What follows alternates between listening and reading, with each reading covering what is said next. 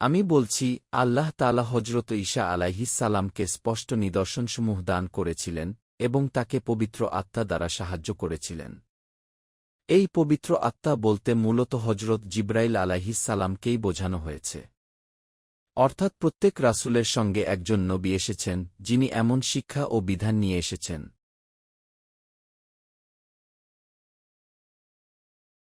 যা অনেকের নফস পছন্দ করেনি। যখনই এমন কিছু এসেছে যা তোমাদের প্রবৃত্তির সঙ্গে মিলেনি, তখনই তোমরা অহংকারে লিপ্ত হয়েছ। তোমরা তা গ্রহণ করনি। কারো ক্ষেত্রে তোমরা কুফর করেছ, আবার কারো ক্ষেত্রে সরাসরি নবীদের মিথ্যাবাদী বলেছ।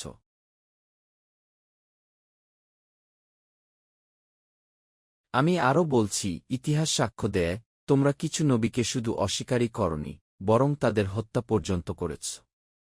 যেমন হযরত ইয়াহিজা আলাইহিস সালাম, যাকে বাইবেলে জন দ্য ব্যাপটিস্ট বলা হয়, তিনি সেই সময়ের এক ইহুদি শাসকের হাতে শহীদ হন। আবার হযরত ঈসা আলাইহিস সালামকেও শুলে চড়ানোর ষড়যন্ত্র করা হয়েছিল। যদিও আল্লাহ তাআলা তাকে রক্ষা করেছিলেন এবং তার সঙ্গে ভিন্ন ব্যবস্থা করেছিলেন।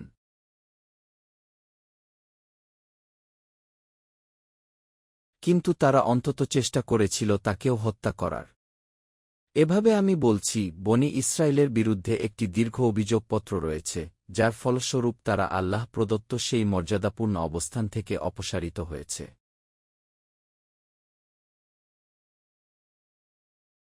আমি বলছি, তারা উপহাসের ভঙ্গিতে বলত, আমাদের হৃদয় মোড়ানো, আমাদের হৃদয় সুরক্ষিত। কি এর অর্থ কি? এর অর্থ হল, তোমার দাওয়াত আমাদের উপর কোনো প্রভাব ফেলবে না। আমাদের হৃদয়ে তোমার কথা ঢুকবে না। আমাদের অন্তর যেন দুর্গের মতো সুরক্ষিত। কিন্তু আল্লাহ তাআলা এই দাবির জবাবে স্পষ্ট করে বলেছেন,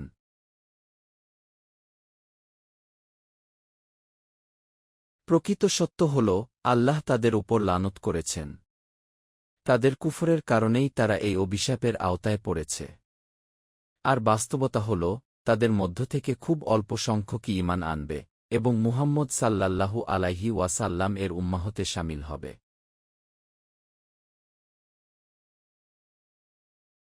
আমি আরও ব্যাখ্যা করছি, যখন তাদের কাছে আল্লাহর পক্ষ থেকে একটি কিতাব এলো, এই শব্দটি সাধারণ অর্থে ব্যবহৃত হলেও অধিকাংশ মুফাসসিরের মতে এখানে কুরআনকেই বোঝানো হয়েছে, যা তাদের কাছে থাকা কিতাব, অর্থাৎ তাওরাতের সত্যতা স্বীকার করে, তখনও তারা ঈমান আনেনি। অথচ তারা তো আগেই বলত,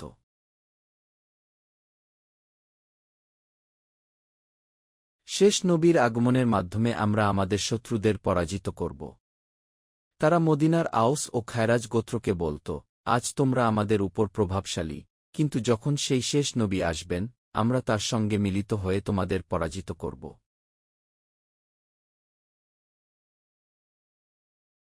কিন্তু আমি বলছি, সেই নবী যখন সত্যি এলেন, যাকে তারা চিনত, যাকে তারা নিজেদের কিতাব থেকেই শনাক্ত করেছিল, তখন তারা তাকে অস্বীকার করল।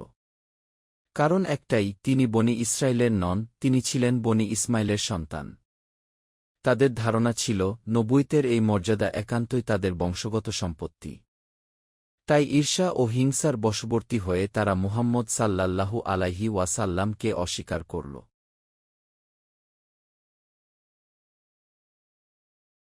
আমি বলছি, আল্লাহ তাআলা বলেছেন, তারা নিজেদের আত্মাকে কত নিকৃষ্ট মূল্যে বিক্রি করেছে। তারা সেই সত্যকে অস্বীকার করেছে যা আল্লাহ নাজিল করেছেন। তারা কুরআন প্রত্যাখ্যান করেছে, রাসূলকে প্রত্যাখ্যান করেছে, শুধু এই কারণে যে আল্লাহ তার অনুগ্রহ যাকে ইচ্ছা দিয়েছেন। ফলে তারা একের পর এক আল্লাহর গজব নিজেদের উপর ডেকে এনেছে। আর এই কাফেরদের জন্য রয়েছে লাঞ্ছনাদায়ক শাস্তি।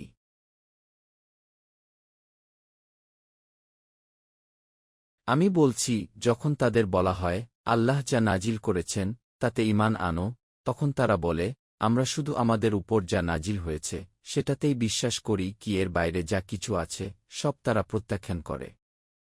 অথচ এই কুরআন সেই একই আল্লাহর পক্ষ থেকে এসেছে, যিনি তাওরাত ও ইনজিল নাজিল করেছিলেন, এবং এটি আগের কিতাবগুলোর সত্যতা নিশ্চিত করে।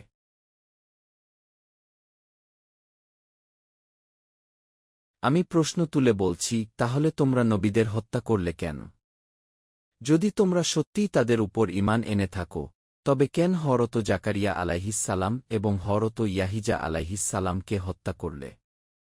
কেন মূসা আলাইহিসসালাম এর পর তোমরা বাছুর পূজায় লিপ্ত হলে? কেন আল্লাহর সঙ্গে শিরক করলে? কেন তোমরা জালিম ও পথভ্রষ্ট হয়ে গেলে?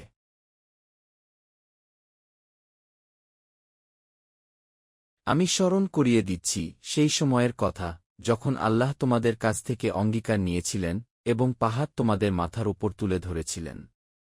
বলা হয়েছিল, যা দেওয়া হয়েছে তা শক্তভাবে ধারণ করো, কিন্তু তোমরা বলেছিলে, আমরা শুনেছি, কিন্তু আমরা অমান্য করি। এই অবাধ্যতার কারণেই বাছুর পূজা তোমাদের অন্তরে গেঁথে গিয়েছিল।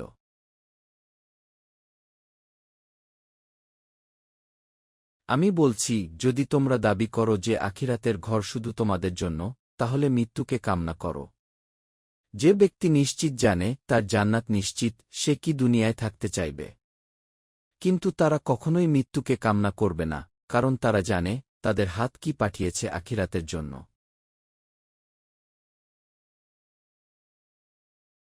আমি শেষ করছি এই কথা বলে, তারা দুনিয়ার জীবনের প্রতি সবচেয়ে লোভী, এমনকি মুশরিকদের থেকেও বেশি। তারা 1000 বছর বাঁচতে চায়, অথচ দীর্ঘ জীবন কাউকে জাহান্নাম থেকে রক্ষা করতে পারে না।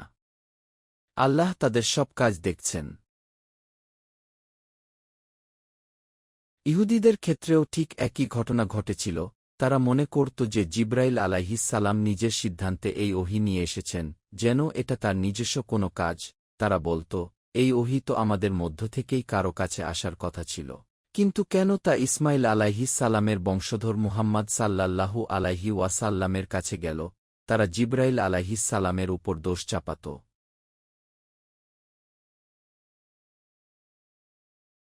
যেন তিনি নিজের ইচ্ছায় এ কাজ করেছেন। তখন আল্লাহ তাআলা আমাকে নির্দেশ দিলেন, হে মুহাম্মদ সাল্লাল্লাহু আলাইহি ওয়াসাল্লাম, তুমি তাদের বলে দাও, যে কেউ জিব্রাইলের শত্রু, সে যেন ভালোভাবে জেনে নেয়, এই ওহী তিনি নিজের পক্ষ থেকে আনেননি, বরং তিনি আল্লাহর অনুমতি ও আদেশেই তোমার হৃদয়ে এই ওহী পৌঁছে দিয়েছেন। তিনি আল্লাহর নির্দেশ বাস্তবায়নকারী মাত্র।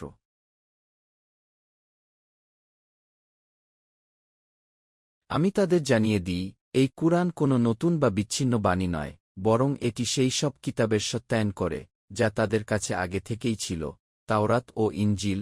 এই কুরআন হচ্ছে হিদায়াত, পথনির্দেশ এবং সুসংবাদ সব মুমিনের জন্য, যারা সত্যিকার অর্থে ঈমান আনে। এরপর আল্লাহ স্পষ্ট করে ঘোষণা করেছেন, যে ব্যক্তি আল্লাহর শত্রু, তার ফেরেশতাদের শত্রু, তার রাসূলদের ও নবীদের শত্রু, বিশেষভাবে জিব্রাইল ও মিকাইল আলাইহিমাস-সালামের শত্রু, সে জেনে রাখুক, আল্লাহ নিজেই এমন কাফিরদের শত্রু।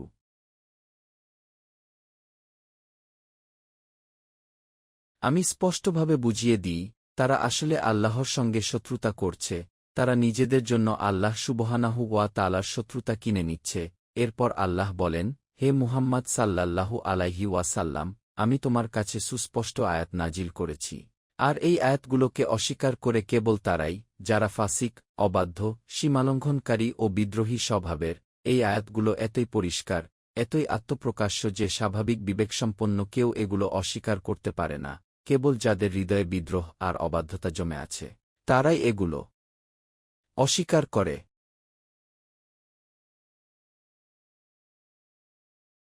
আমি প্রশ্ন তুলি, এটা কি সত্য নয় যে, যখনই তারা কোনো অঙ্গীকার করত, কোনো চুক্তি করত, তখনই তাদের মধ্য থেকে একদল সেটিকে ছুঁড়ে ফেলে দিত? তারা তা মানত না। প্রকৃতপক্ষে তাদের অধিকাংশই ঈমানদার ছিল না। তারা নিজেদেরকে বনি ইসরায়েল নামে একটি জাতি হিসেবে গড়ে তুলেছিল। ধর্মকে তারা জাতিগত পরিচয়ে পরিণত করেছিল। যে এই বংশে জন্মেছে সেই ইহুদি, এমন ধারণা তারা পোষণ করত, অথচ তাদের মধ্য থেকে খুব অল্প সংখ্যক মানুষই প্রকৃত মুমিন ছিল। সংখ্যাগরিষ্ঠের হৃদয়ে প্রকৃত ঈমান ছিল না।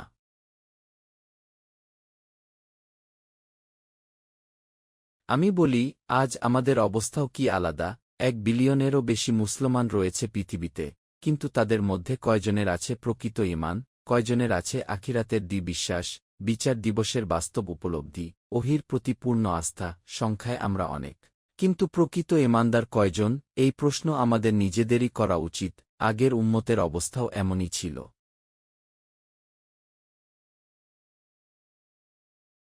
আমি আরও ব্যাখ্যা করি, যখন আল্লাহর পক্ষ থেকে আবার একজন রাসূল এলেন, এমন এক কিতাব নিয়ে এলেন যা তাদের আগের কিতাবগুলোকেই সত্যায়ন করছিল। তখন তাদের মধ্য থেকে একটি দল, যাদের আগেই কিতাব দেওয়া হয়েছিল, এই নতুন কিতাব, এই কুরআনকে নিজেদের পিঠের পেছনে ছুঁড়ে ফেলল। তারা এমন ভান করল যেন তারা একে চেনে না, জানে না, অথচ বাস্তবে তারা জানত। তারা কুরআনকে চিনত ঠিক যেমন তারা নিজেদের সন্তানদের চিনে, কিন্তু বাহ্যিকভাবে তারা একে প্রত্যাখ্যান করল।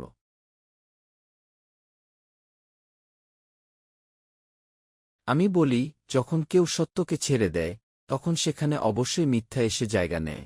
যখন তারা আল্লাহর কিতাব অনুসরণ করা ছেড়ে দিল, তখন তারা অন্য পথে চলে গেল, জাদু, জাদুবিদ্যা, তন্ত্রমন্ত্র, গুপ্তবিদ্যা এসবের দিকে। আজও আমরা দেখি অনেক অজ্ঞ মুসলমানও তাবিজ কবচ, জাদুটোনা, ঝাড়ফুঁকে জড়িয়ে পড়ে। এটা সেই একই প্রবণতার ধারাবাহিকতা।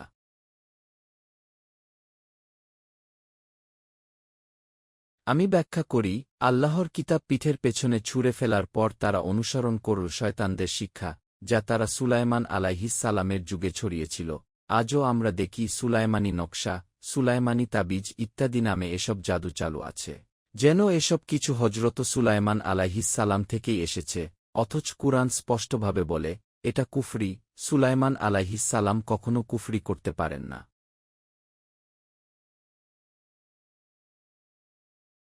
আমি পরিষ্কার করি, এই জাদু ছিল শয়তানদের কাজ। আল্লাহ সুলাইমান আলাইহিসসালামকে জিনদের উপর ক্ষমতা দিয়েছিলেন। তাদের মধ্যে কিছু ছিল মুমিন, আর কিছু ছিল শয়তান। তারা নিজেদের বিশ্বাস ও অপকর্ম সমাজে ছড়িয়ে দিয়েছিল। এভাবেই জাদু ও জাদুবিদ্যা ইহুদি সমাজে ব্যাপক হয়ে যায়।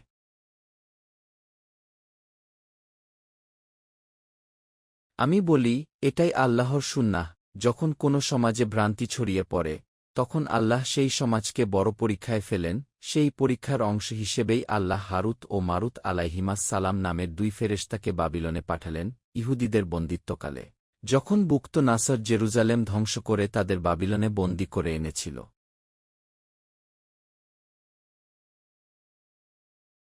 আমি ব্যাখ্যা করি, এই দুই ফেরেশতা কাউকে জাদু শেখাতেন না, বরং আগেই বলে দিতেন, আমরা আল্লাহর পক্ষ থেকে একটি পরীক্ষা, তোমরা কুফরি করো না। তবুও মানুষ শোনেনি। তারা এমন জ্ঞান শিখল, যা স্বামী-স্ত্রীর মধ্যে বিচ্ছেদ ঘটায়, অথচ তারা জানত আল্লাহর অনুমতি ছাড়া কিছুই ক্ষতি করতে পারে না।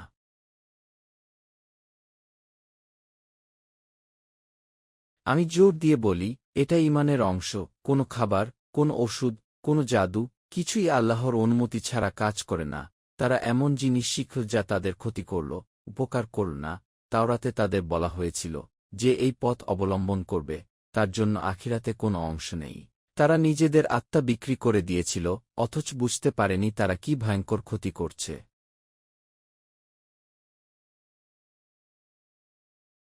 আমি উপসংহার টানি, যদি তারা সত্যি ঈমান আনত, যদি তারা আল্লাহর কিতাব আঁকড়ে ধরত, তবে আল্লাহর পক্ষ থেকে যে প্রতিদান পেত, তা হতো বহুগুণ উত্তম। কিন্তু তারা জানত না, তারা প্রকৃত জ্ঞান থেকে বঞ্চিত ছিল।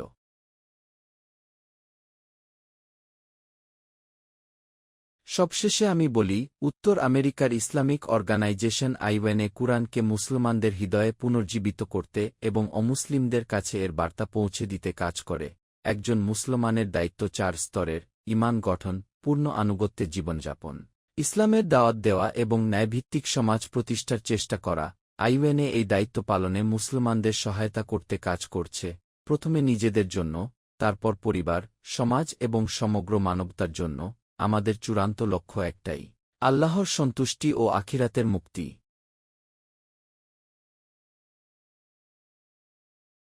এই আয়াতগুলোতে সূরা আল বাকারায় এই প্রথমবারের মতো আমরা একটি অত্যন্ত গুরুত্বপূর্ণ সম্বোধন পাই, ইয়া আইয়ুহাল্লাযিনা আমানু। আমি আপনাদের বিশেষভাবে লক্ষ্য করতে বলছি, মাক্কি কুরআনের পুরো অংশে এই সম্বোধনটি একবারও আসে না। মাক্কি কোনো সূরাতেই আল্লাহ তাআলা মুসলমানদের এই নামে সম্বোধন করেননি, কারণ বিষয়টি খুবই স্পষ্ট। মুসলিম উম্মাহ একটি পূর্ণাঙ্গ সামাজিক ও আইনি সত্তা হিসেবে গঠিত হয়েছে মদিনায়। মক্কায় ঈমানদার ব্যক্তি ছিলেন, কিন্তু উম্মাহগু হিসেবে মুসলমানদের তখনও সংগঠিত করা হয়নি, একমাত্র ব্যতিক্রম সূরা আল হজ্জ, যেটি মাক্কি না মাদানী, এ বিষয়ে আলেমদের মধ্যে মতভেদ রয়েছে।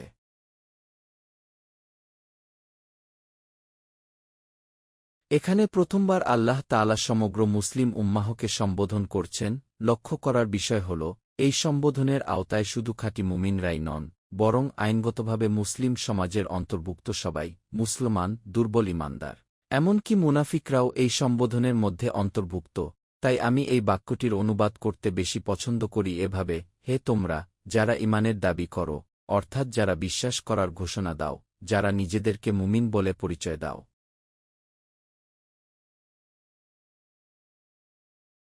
এরপর আল্লাহ নির্দেশ দিচ্ছেন, তোমরা খিরাইনা শব্দটি ব্যবহার করো না। আমি এখানে বিষয়টি ব্যাখ্যা করতে চাই।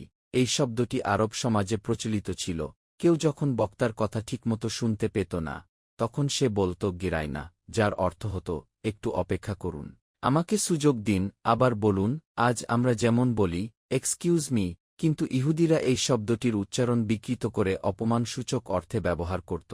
তারা এমনভাবে খিরাইনা বলত, যার অর্থ দাঁড়াত, হে আমাদের রাখাল।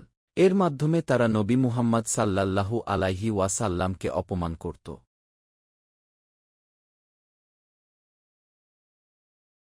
এটা ঠিক সেই একই কৌশল, যেমন তারা আগে খি আতানা শব্দটিকে বিকৃত করে খি আসাইনা বলত। আগের আয়াতগুলোতে আমরা এই ঘটনার উল্লেখ পড়েছি। ঠিক তেমনিভাবে খিরাইনা শব্দটিও তারা বিকৃত অর্থে ব্যবহার করত। তাই আল্লাহ তাআলা মুসলমানদের নির্দেশ দিলেন, এই শব্দটি একেবারেই ব্যবহার করো না। এর পরিবর্তে বলো খুউনজুরো না, অর্থাৎ আমাদের দিকে লক্ষ্য করুন, আমাদের একটু সময় দিন। আর সঙ্গে সঙ্গে বলা হল, মনোযোগ দিয়ে শোনো, যেন কোনো বিভ্রান্তি বা অপমানের সুযোগ না থাকে।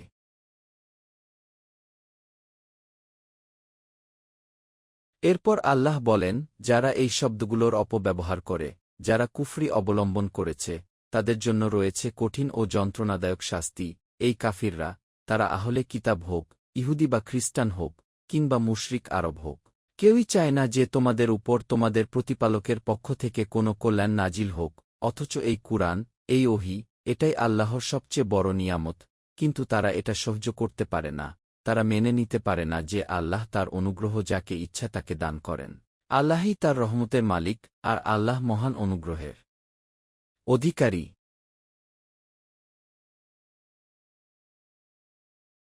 এরপর আমি একটি অত্যন্ত গুরুত্বপূর্ণ বিষয়ের দিকে দৃষ্টি আকর্ষণ করি। আল্লাহ বলেন, আমি কোনো আয়াত রহিত করি না, কিংবা ভুলিয়ে দিই না, যতক্ষণ না তার চেয়ে উত্তম বা সমতুল্য কিছু এনে দিই। এখানে কি নাসক বা রহিতকরণের বিষয়টি এসেছে। আল্লাহর দিন আদম আলাইহিস সালাম থেকে শুরু করে মুহাম্মদ সাল্লাল্লাহু আলাইহি ওয়াসাল্লাম পর্যন্ত একই ছিল। আকিদা, তাওহিদ, আখিরাত, এসব কখনো বদলায়নি। কিন্তু শরীয়তের বিধান, ইবাদতের ধরন, সামাজিক আইন, এসব যুগে যুগে পরিবর্তিত হয়েছে।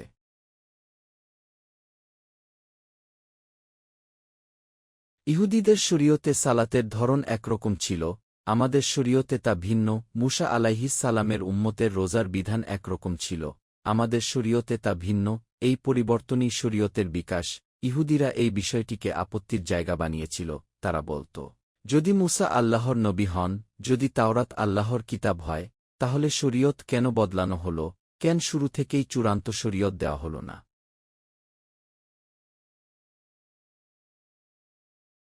এর জবাব হল, মানবজাতি ধাপে ধাপে মানসিক, সামাজিক ও বুদ্ধিবৃত্তিক বিকাশের মধ্য দিয়ে গেছে। সেই বিকাশের সঙ্গে সঙ্গে শরীয়তেও পরিবর্তন এসেছে। কুরআনের মধ্যেও আমরা এর উদাহরণ পাই। শুরুতে রাতের 1/3 বা অর্ধেক দাঁড়িয়ে কিয়াম করার নির্দেশ ছিল। পরে তা রহিত করা হয়, কারণ তা মানুষের জন্য কঠিন হয়ে যাচ্ছিল।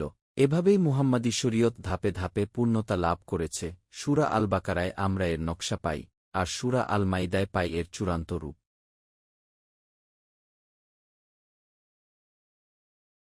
এরপর আল্লাহ স্মরণ করিয়ে দেন, তোমরা কি জানো না যে আল্লাহ সবকিছুর ওপর ক্ষমতাবান? আসমান ও জমিনের সমস্ত রাজত্ব তাঁরই। আল্লাহ ছাড়া তোমাদের কোনো অভিভাবক নেই, কোনো সাহায্যকারী নেই, একমাত্র আল্লাহই তোমাদের ওলি, রক্ষক ও সাহায্যকারী।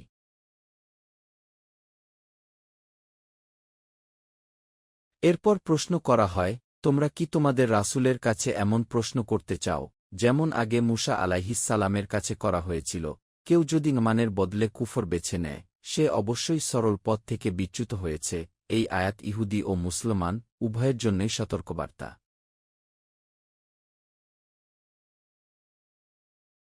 আমি এখানে হজের ঘটনার উদাহরণ দিই।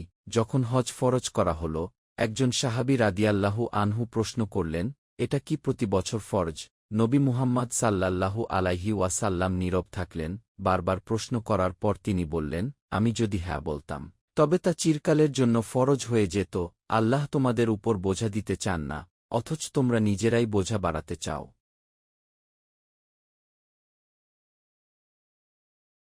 এরপর বলা হল, আহলে কিতাবদের অনেকেই ঈর্ষাবশত চায় তোমরা ঈমান থেকে সরে যাও। সত্য তাদের কাছে স্পষ্ট হয়ে যাওয়ার পরও তারা হিংসা ছাড়তে পারে না।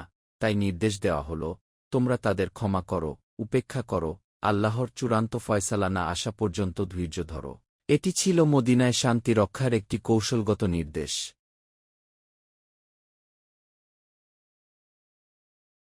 সবশেষে বলা হল, নামাজ কায়েম করো, জাকাত প্রদান করো, মৃত্যুর আগে যে সৎকর্ম তোমরা পাঠাবে তা আল্লাহর কাছে সংরক্ষিত থাকবে। আল্লাহ তোমাদের সব আমল দেখছেন।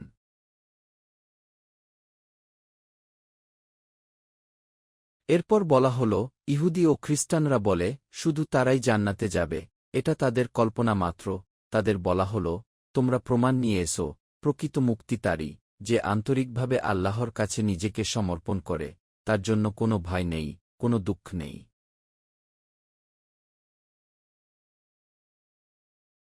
এরপর আল্লাহ বলেন, ইহুদিরা খ্রিস্টানদের অস্বীকার করে, খ্রিস্টানরা ইহুদিদের অস্বীকার করে, অথচ উভয়েই একই কিতাবের বড় অংশ পাঠ করে। এমনকি মুশরিক আরবরাও নিজেদের সঠিক মনে করত, কিয়ামতের দিন আল্লাহই তাদের মাঝে ফয়সালা করবেন।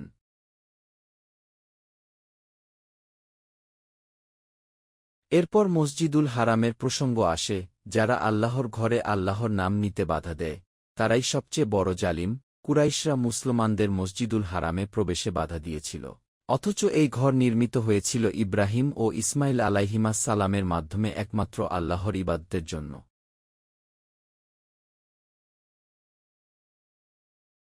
এরপর কিবলার দিক পরিবর্তনের বিষয়টি আলোচিত হয়। আল্লাহ বলেন, পূর্ব ও পশ্চিম সবই আল্লাহর, আল্লাহ কোনো দিকের মধ্যে সীমাবদ্ধ নন, একটি দিক নির্ধারণ করা হয়েছে শুধু শৃঙ্খলা ও ঐক্যের জন্য।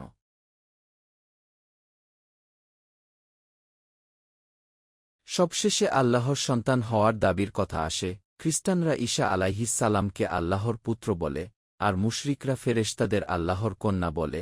আল্লাহ এসব থেকে পবিত্র। আসমান ও জমিনের সবকিছু তারই সৃষ্টি, এবং সবাই তারই আনুগত্যে নত।